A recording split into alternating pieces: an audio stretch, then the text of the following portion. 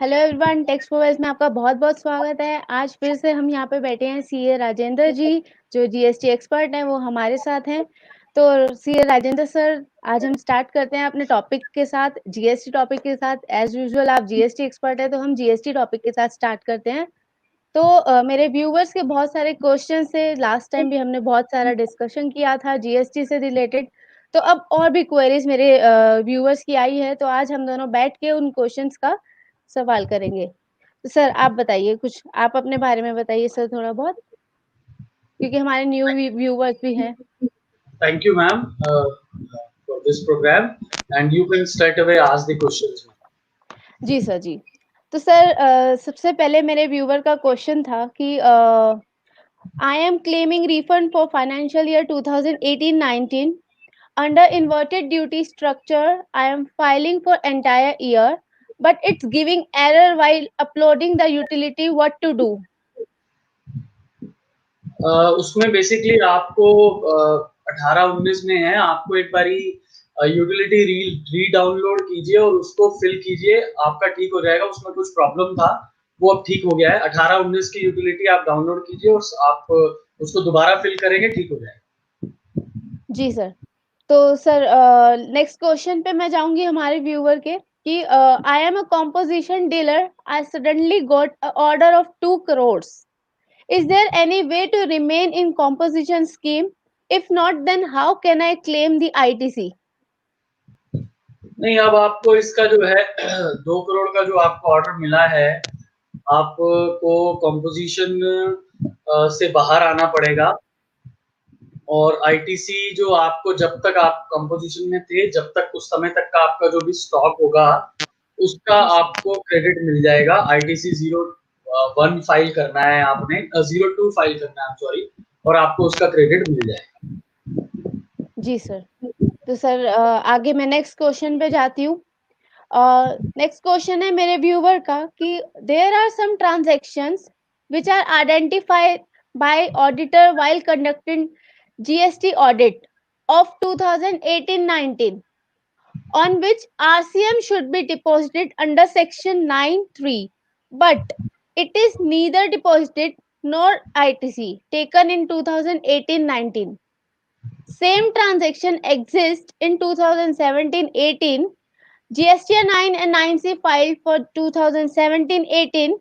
Now, how can we claim the ITC on RCM of 2017-18 and 18-19? ये बहुत अच्छा सवाल है। जी एक्चुअली सर। अभी जो एट प्रेजेंट चल रही है सिचुएशन, वो ये है दोस्तों कि 17-18 और 18-19 का जो रिवर्स चार्ज मैकेनिज्म में जीएसटी जमा कराना होता था, उसकी जो लास्ट डेट है वो बेसिकली जो है वो due date of filing of September return होती है। 17-18 की लास्ट डेट 31 मार्च 19 थी और 18-19 की 21 अक्टूबर 2019, जो कि 3B की सितंबर की लास्ट डेट है। तो अब समस्या ये आती है कि ऑडिट के दौरान जो है ये आरसीएम का टैक्स पता लगाया ऑडिटर ने। अब if you file this, if you pay this tax through DRC 03, then the credit shall not be available. In my humble opinion, if you pay this tax and report this through 3B, then the credit of 17-18 and 18-19 should be available. The only problem would be that there would be interest, क्योंकि इसकी जो time of supply है वो 17-18 या 18-19 में, जब actually आपको इसका इनवॉइस रेज करना था, सेल्फ इनवॉइस रेज करना था रिवर्स चार्ज का, तभी पे करना था। पे आज किया है आपने, तो आपको क्रेडिट आज ही 3B में आप ले लीजिए पे करके, लेकिन इस पर ब्याज आपको देना पड़ेगा एट द रेट ऑफ 18%। जी सर। तो सर हमारे साथ अतुल जी जुड़े हैं यहाँ पर। उनका एक क्वेश्चन है जो मैं स्क्रीन पे लाइव कर रही हूँ sir. Bill amount rupees 24 lakh plus GST 18%. However, in shipping bill amount mentioned rupees 12 lakh 40,000 around plus GST. Yeah, it's 1 crore. Yeah, 1 crore 24 lakh plus GST. Now we are not able to take refund of on this bill due to mismatch between shipping bill and GST data. Sir question screen पे है, एक बार आप question दोबारा देख सकते हैं। Please sir मैंने देख लिया। अतुल जी का रिप्लाई कीजिए। शिपिंग बिल को अमेंड कराना पड़ेगा अतुल गुप्ता जी आपको, और आप कस्टम अथॉरिटीज से बात करके उनको प्रेजेंट करके सिचुएशन को शिपिंग बिल को आप अमेंड कीजिए, क्योंकि एक्चुअल बिल तो आपका 24 लाख का ही है। वो 1,24,00,000 प्लस जीएसटी वहां पर आपके शिपिंग बिल में आ गया है। शिपिंग बिल अमेंड कराना पड़ेगा। आप अपने कस्टम अथॉरिटीज से बात कीजिए, अपने फ्रेट फॉरवर्डर से बात कीजिए, वही आपकी हेल्प कर पाएंगे। इसके अलावा और तो इसमें कोई उपचार नहीं है, और ऑटोमेटिक है रिफंड आपका। अगर आपने बिकॉज आप टैक्स लगाकर एक्सपोर्ट कर रहे हैं, तो आपका ये IGST with payment of tax है, तो डायरेक्ट आपको जो रिफंड आना है वो कस्टम अथॉरिटीज से आना है, तो आपको परस्यू कस्टम अथॉरिटीज से ही करना पड़ेगा, और उसका कोई उपचार नहीं है। जी सर। अगर इसमें कोई और बात हो अतुल जी, तो आप मुझे यहीं पर हमें चैट बॉक्स में दोबारा टाइप करके पूछ सकते हैं। जी, तो अतुल जी आई होप आपको आपका जवाब मिल गया हो। अगर आपकी कोई और क्वेरी है तो आप हमसे पूछ सकते हैं। तो सर मैं आगे बढ़ते हुए अगले क्वेश्चन पे आना चाहूंगी सर। अगले व्यूवर का क्वेश्चन है कि I am a registered dealer, I have filed returns till January 2019. If I file all returns now, what will be the late fees and interest? And will I eligible to claim the ITC of March 2019? नहीं, मैं question समझा नहीं, एक बार दोबारा पढ़ेंगे madam आप? जी sir, मैं दोबारा पढ़ती हूँ कि I am a registered dealer, I have filed returns till January 2019. If I अच्छा, file all returns now, what will be the late fees and interest? And will I be eligible to claim the ITC of March 2019? जनवरी 19 तक की सारी रिटर्नें आपने file की हुई हैं। फरवरी मार्च 19 और उसके बाद की सारी रिटर्नें आपने अभी तक फाइल नहीं की। आप चाहते हैं कि आप अभी इसको फाइल कर दें, तो आपके ऊपर ब्याज और लेट फी क्या लगेगी, और उसके बाद आपके ऊपर जो आपको 19-20 का आईटीसी है वो मिलेगा कि नहीं मिलेगा। देखिए सर, अभी 12 जून 2020 को 40वीं जीएसटी काउंसिल मीटिंग हुई। उन्होंने एक one time settlement scheme propose की है, उसको अभी नोटिफाई नहीं हुआ है। 1 जुलाई 2020 से 30 सितंबर 2020 के अंतर्गत आप अपनी जुलाई 17 से जनवरी 20 तक की जो भी रिटर्न पेंडिंग है वो आप फाइल कर सकते हैं। आपको फाइलिंग में जो लेट फी है वो, अगर आपका निल टैक्स है तो कोई लेट फी नहीं लगेगी, और अगर आपका टैक्स बनता है तो मैक्सिमम पर मंथ 500 रुपए लेट फी लगेगी। ब्याज आपको पूरा लगेगा 18% का। अभी ब्याज के बारे में कुछ नहीं कहा, नोटिफिकेशन आएगी एग्जैक्टली तब पता लगेगा। अब क्वेश्चन अगला आपका आता है, मैंने ब्याज और लेट फी के बारे में बता दिया। अगला क्वेश्चन आपका आता है मैं कि आपको आईटीसी फरवरी और मार्च का 2020 का मिलेगा या नहीं। तो सर 2019, मार्च 2019। 2019 का 2019 जी का, सर। क्योंकि आपने जनवरी 2019 तक की रिटर्न भरी हुई है। फरवरी और मार्च का जो 2019 का आप अभी रिटर्न फाइल करते हैं, क्योंकि उसकी लास्ट डेट तो मैंने पहले भी अर्ज किया कि 21 अक्टूबर 2019 थी, 18-19 के क्रेडिट की लास्ट डेट 16 सबसेक्शन 4 के लिमिटेशन के अनुसार। लेकिन बहुत सारे व्यूज और बहुत सारे एक्सपर्ट का एक व्यू और भी आ रहा है कि 16/4 की कंडीशन जो है वो क्रेडिट टेकन की है, और क्रेडिट टेकन जो है वो बुक्स ऑफ अकाउंट्स में क्रेडिट टेकन की बात हो रही है, ना कि रिटर्न में क्रेडिट टेकन की बात हो रही है।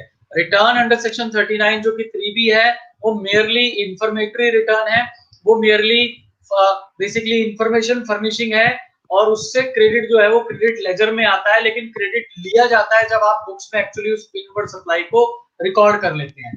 तो मैं भी इस व्यू से इत्तेफाक रखता हूँ काफी हद तक। अभी जूरिस्प्रूडेंस इसके ऊपर नहीं आया, कोई लीगल जजमेंट नहीं आया इसके ऊपर, तो हमें देखना पड़ेगा। लेकिन हम हमारा जो जनरल कंसेंसस अभी इस पर्टिकुलर टॉपिक पे बन रहा है वो यही बन रहा है कि अगर आपने क्रेडिट बुक्स में फरवरी मार्च में ले लिया था, या सितंबर 2019 से पहले ले लिया था, तो आपको क्रेडिट मिलेगा। 16/4 की कंडीशन अप्लाई नहीं होती। आप आज भी रिटर्न फाइल करें, आपको क्रेडिट आपका मिलेगा। आशा करता हूं जो श्रोता, जिन व्यूअर्स ने सवाल पूछा था वो सुन रहे होंगे, उनका जवाब मिल गया। जी सर। सर अतुल जी का आया है, थैंक यू वेरी मच। जी थैंक सर। यू अतुल। तो सर आगे बढ़ते हुए जी सर, आगे बढ़ते हुए मैं निशान जी का क्वेश्चन है सर स्क्रीन पे। Does restaurants listed on Zomato, Swiggy etcetera require compulsory registration or there is any turnover limit? जो भी ई कॉमर्स ऑपरेटर के थ्रू सर्विसेज प्रोवाइड कर रहे हैं उनको कंपलसरी रजिस्ट्रेशन लेना है। तो आप Zomato, Swiggy, Amazon, Flipkart, X, Y, Z किसी भी ई कॉमर्स ऑपरेटर के थ्रू गुड्स और सर्विसेज सप्लाई कर रहे हैं तो आपको कंपलसरी रजिस्ट्रेशन सेक्शन 24 के अनुसार लेना है दोस्तों। जी सर। थैंक यू निशान जी। आई होप आपको आपका सवाल मिल गया होगा। अगर आपकी कोई भी क्वेरी आप हमसे पूछ सकते हैं। तो सर आगे बढ़ते हुए मेरा नेक्स्ट क्वेश्चन है व्यूअर का। I am registered dealer in Delhi only. I have agent in Noida. He raises the invoice in my name. Is there any requirement for me to take registration in Noida? आपका agent है, आप register एक बार दोबारा पढ़िए madam, सवाल क्या है? जी सर, जी sir. I am registered dealer in Delhi only. I have agent in Noida. He raises the invoice in my name. Is there any requirement for me to take registration in Noida? देखिए ये agency relationship बहुत ही मैं कहूँगा कि बहुत ही एक पैक्युलर relationship है और बहुत ही डेंजरस रिलेशनशिप है। इस एजेंसी रिलेशनशिप की वजह से प्रिंसिपल को रजिस्ट्रेशन लेने की कभी भी आवश्यकता नहीं होती। इस एजेंसी रिलेशनशिप की वजह से एजेंट को रजिस्ट्रेशन लेने की आवश्यकता होती है। अब मैं आपके सवाल को थोड़ा सा और रिफाइन कर देता हूँ, थोड़ा सा एक एंगल और जोड़ देता हूँ। पहली बात तो दिल्ली में रजिस्टर्ड है, आपका एजेंट नोएडा में है। अब वो आपका एजेंट आपके ब्याज पर बिलिंग कर रहा है, आपके नाम पर बिलिंग कर रहा है या नहीं?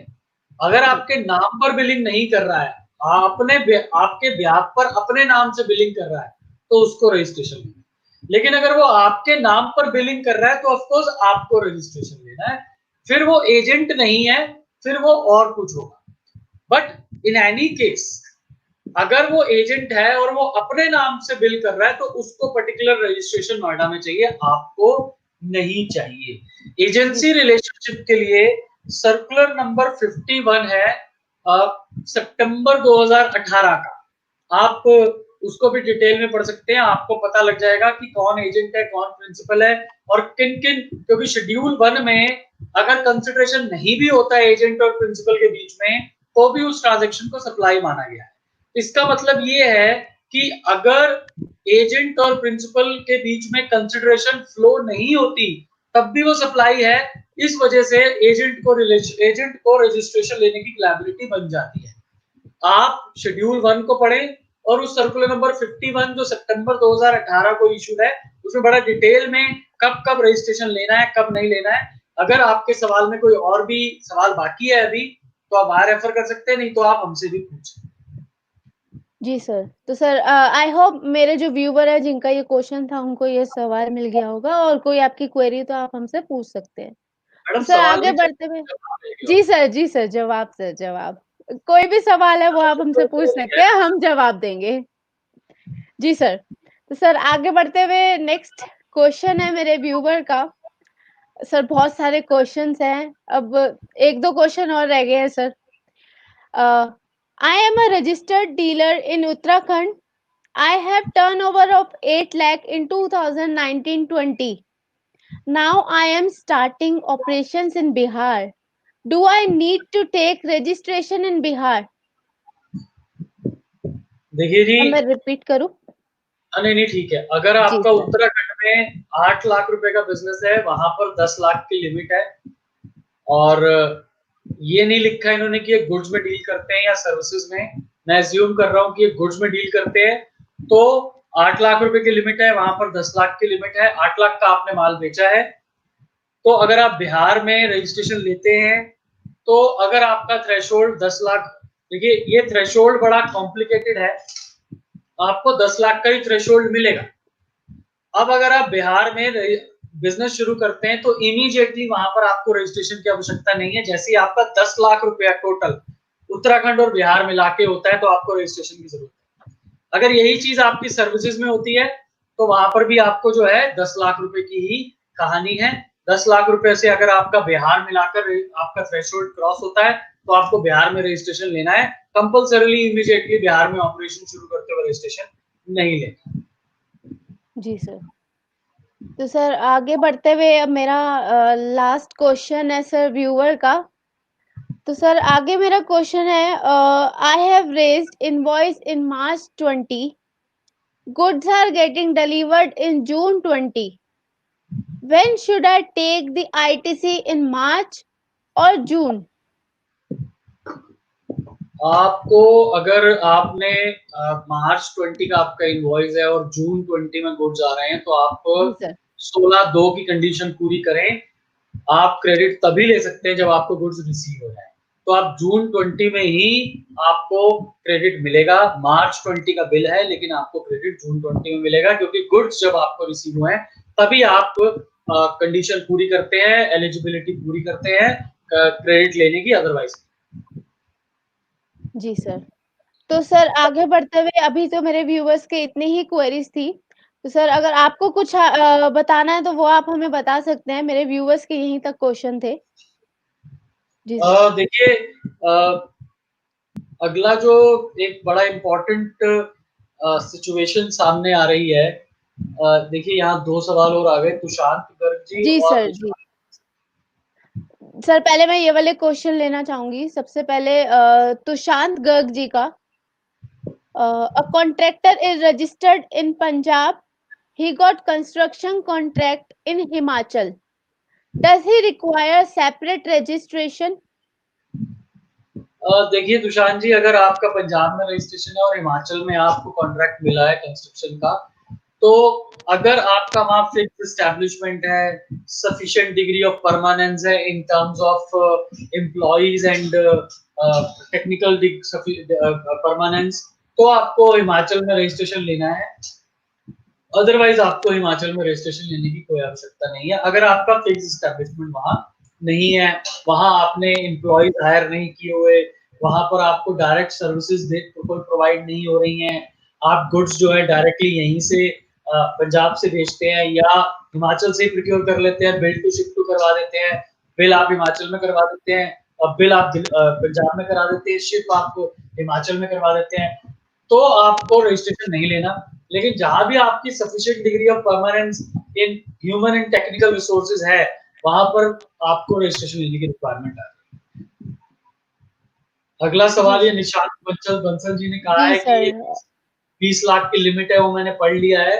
जी सर, सर। ये जो ई कॉमर्स ऑपरेटर के लिए है, अगर आपका बेसिकली थ्रेशोल्ड कवर नहीं होता देन ये स्पेसिफिक लिमिट है। अगर आपका थ्रेशोल्ड से ऊपर जाता है तो आपको रजिस्ट्रेशन कराना पड़ेगा। जी। तो तुषान जी और निशान जी, आई होप आपको आपका सवाल मिल गया होगा, जवाब मिल गया होगा सर। जी। तो अगर और कोई आपकी कोई क्वेरीज है तो आप हमसे पूछ सकते हैं अगले सेशन में। तो राजेंद्र सर, मैं चाहूंगी आप अपना कुछ क्वेश्चन हमारा रह गया था जो आप डिस्कस करना चाहते थे, तो सर प्लीज आप उस क्वेश्चन को डिस्कस कीजिए। देखिए, एक एट प्रेजेंट एक बहुत बड़ी सिचुएशन सामने आ रही है। अच्छा, जी एक सर। सवाल और है। मैं कई बार मुझसे लोग पूछते हैं, जी सर। अभी कोविड-19 को ध्यान में रखते हुए,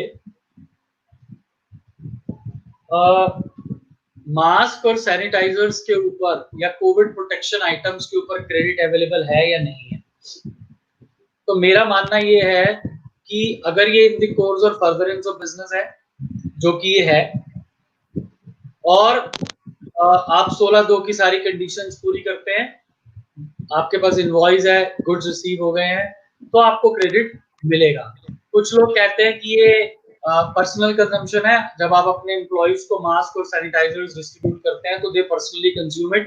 मैं कहूंगा कि ये पर्सनल कंजम्पशन नहीं है। सेक्शन 17 सबसेक्शन 5 क्लॉज जी नहीं लगेगा इसके ऊपर, क्योंकि जो भी मैंने मास्क और सैनिटाइजर्स उनको दिए हैं वो एक उनके लिए वर्किंग एनवायरनमेंट क्रिएट करने के लिए दिए हैं। उसके बिना वहां पर वो सेफली काम नहीं कर सकते। तो जब तक मैं एक सेफ्टी इन्वायरमेंट, एक safe and work congenial work environment create नहीं करता, मैं सर्विसेज प्रोवाइड नहीं कर सकता, मैं गुड्स मैन्युफैक्चर नहीं कर सकता, मैं कोई भी सप्लाई नहीं कर सकता। तो मेरे हिसाब से सैनिटाइजर्स, मास्क और अदर जो भी कोविड प्रोटेक्शन आइटम्स हैं, उनका क्रेडिट हमें मिलना चाहिए। जी सर। तो सर और कोई क्वेश्चन आपका जो रह गया हो तो आप यहाँ पे डिस्कस करना चाहते हैं एक हमारे और व्यूवर्स बात के मैं साथ? आपको बताना चाहूंगा कि जो अभी एक सवाल रेगुलरली मुझसे पूछा जाता है कि वो भी कोविड रिलेटेड इशू ही है। जी अब सर। गुड्स जो थे मेरे गोडाउन में थे और 100 रुपए के गुड्स खरीदे थे मैंने। अब 60 दिन 70 दिन लॉकडाउन रहा, गोडाउन जी की सर। कोई देखभाल नहीं हो पाई, जिस वजह से गुड्स की वैल्यू जो है मार्केट में रिड्यूस हो गई because of deterioration in the state of goods. अब 100 रुपए वाले गुड्स जो है वो 20 रुपए में बिक पा रहे हैं या 30 रुपए में बिक पा रहे हैं। तो क्या मुझे जो 100 रुपए में मैंने इनपुट टैक्स क्रेडिट लिया था, क्या वो मुझे रिवर्स करना है? देखिए, ये गुड्स लॉस्ट, डिस्ट्रॉयड, स्टोलन और return of by way of gift और सैंपल नहीं है, 17(5)(h) नहीं लगेगा। आपको सिर्फ इतना ही ध्यान रखना है कि आप उसको स्क्रैप की तरह ना बेचें, आप उसको नॉर्मल सप्लाई की तरह बेचें, अनरिलेटेड पार्टी को बेचें और price is the sole consideration. अगर price is the sole consideration और अनरिलेटेड पार्टी को माल बिका है आपका, तो transaction value shall be accepted. और आप इस बात को डेमोन्स्ट्रेट करने के लिए अपने पास कोई ना कोई प्रूफ रख लें कि भाई आपका 100 रुपए का माल जो है वो 20 का ही रह गया था या 30 का ही रह गया था। आप कोई टेक्निकल सर्टिफिकेट करवा लें उसका, या कोई भी उसका हेल्थ सर्टिफिकेट बनवा लें उस मटेरियल का, तो उस केस में आपको फायदा हो सकता है। आपको परेशानी ये नहीं आएगी कि आपको 70 रुपए या 80 रुपए या जो भी 20 रुपए या 30 रुपए का माल बेच रहे हैं, तो जो डिफरेंस वैल्यू है रिटर्न ऑफ उसको आप अपनी इनपुट टैक्स क्रेडिट को रिवर्स करें, ऐसी जरूरत नहीं पड़ेगी। तो आईटीसी रिवर्सल की जरूरत आपको उसमें इस कारणों से नहीं पड़ेगी। जी सर। तो सर निशांत बंसल जी का एक और क्वेश्चन है sir. sir, a person making supplies of handicraft goods through courier only to unregistered person of other state require registration or not? Sir 20 lakh रुपए तक की इनको भी रजिस्ट्रेशन है, सेक्शन 23 में इनको एग्जेम्पशन है। अगर ये 20 लाख रुपए तक के handicraft goods even interstate supply भी करते हैं, तो इनको सेक्शन 23(2) में एग्जेम्पशन है, इनको रजिस्ट्रेशन नहीं लेना। जी सर। तो निशान जी थैंक यू वेरी मच हमारे साथ जुड़ने के लिए। बहुत सारे क्वेश्चंस थे आपके, तो आई होप आपको आपके आंसर्स मिल गए होंगे। तो राजेंद्र सर आगे बढ़ते हुए तो हमारे क्वेश्चन तो खत्म हो गए हैं। आई होप आपके भी खत्म हो गए होंगे सर। अगर आपका कोई और कोई पॉइंट है तो आप हमसे डिस्कस कर सकते हैं, नहीं तो अगले सेशन में भी हम डिस्कस कर सकते हैं सर। अगले सेक्शन में डिस्कस करेंगे। अभी तो एट जी प्रेजेंट जो भी सर। सिचुएशन सामने आई है, अभी एट प्रेजेंट देखा जा रहा है कि चाइना और इंडिया के बॉर्डर पे कुछ डिस्टरबेंसेस क्रिएट हुई हैं। हमारे 3 जवान, 2 जवान और 1 अफसर भी मारे गए हैं। मैं जितने भी व्यूअर्स सुन रहे हैं, मैं बस उनसे एक रिक्वेस्ट करना चाहता हूँ, हालांकि ये जीएसटी से संबंधित नहीं है लेकिन मेरे देश से संबंधित है, तो मैं बोलना चाहता हूँ। दोस्तों, मैं बहुत दिन से बोल रहा हूँ कि चाइनीज प्रोडक्ट्स का बायकॉट किया जाए, सॉफ्टवेयर 1 वीक में और हार्डवेयर 1 साल में। अब समस्या क्या है कि हमारे लाइफ में चाइनीज प्रोडक्ट बहुत अंदर तक जा चुके हैं, अंदर तक घुस चुके हैं, उनको इतनी जल्दी से साफ करना बड़ा मुश्किल होता है। मेरे कई दोस्त मुझे फोन करते हैं, बताते हैं भाई देखिए तू बोल तो रहा है लेकिन ये संभव नहीं है, बहुत सारी चीजें हम लोग चाइना की यूज करते हैं, तू जो मोबाइल यूज कर रहा है वो भी चाइना मेड है। मैं मानता हूँ सारी बातें सही है उनकी, लेकिन कभी ना कभी तो शुरुआत करनी पड़ेगी ना, कभी ना कभी तो हमें इस बात को इनिशिएट करना पड़ेगा। आज नहीं तो 5 साल बाद हमारी नेक्स्ट जनरेशन तो कम से कम इस इकोनॉमिक डिपेंडेंस और इकोनॉमिक गुलामी से आजाद होगी, तो उसके लिए शुरुआत आपको और मुझे करनी पड़ेगी। और एक और बड़ी इंपॉर्टेंट बात, जो लोग खरीद सकते हैं वो महंगे प्रोडक्ट, इंडियन प्रोडक्ट्स खरीदें और इस बात की परवाह ना करें कि वो महंगे खरीद रहे हैं। साथ साथ वोकल रहें, जैसा कि प्रधानमंत्री जी कह रहे हैं लोकल के लिए। और जैसे जैसे लोकल ज्यादा बिकना शुरू होगा, उसकी क्वालिटी भी इंप्रूव होगी और प्राइस भी कम होगा, और धीरे धीरे हमारे लोगों को काम मिलेगा। हम चाइनीज लोगों के अगेंस्ट नहीं है, उनकी पॉलिसीज के अगेंस्ट है। आप ये देखिए जरा इस बात को। तो मेरा रिक्वेस्ट है कि ये अब छोटी-सी अपील मैं अपने पर्सनल लेवल पे करना चाहता हूँ सबको कि जहाँ तक संभव हो सके अपने लोकल के लिए वोकल। Thank you madam. जी सर। तो सर अब मैं ये सेशन कंप्लीट करती हूँ, अगले सेशन में हम जीएसटी सर जीएसटी का टॉपिक तो बहुत बड़ा है, तो मेरे और भी बहुत व्यूअर्स के क्वेश्चन्स आएँगे, तो मैं अगले सेशन में डिस्कस करना चाहूँगी सर इसके बारे में। तो sir thank you very much. हम लोग टेक्स्ट फॉर वेल्थ वेबसाइट पे, यूट्यूब पे, अमेज़न फायर टीवी पे, जियो टीवी पे, हर जगह अवेलेबल है। हमें लाइक कीजिए, हमें सब्सक्राइब कीजिए और अगले सेशन में ज़रूर मिलते हैं ट्यूज़डे 3 बजे राजेंद्र सर के साथ। Thank you very much Rajendra sir ji, हमें टाइम देने थैंक के यू। लिए। Thank you thank you Arpita. Sir. Thank you sir, thank you.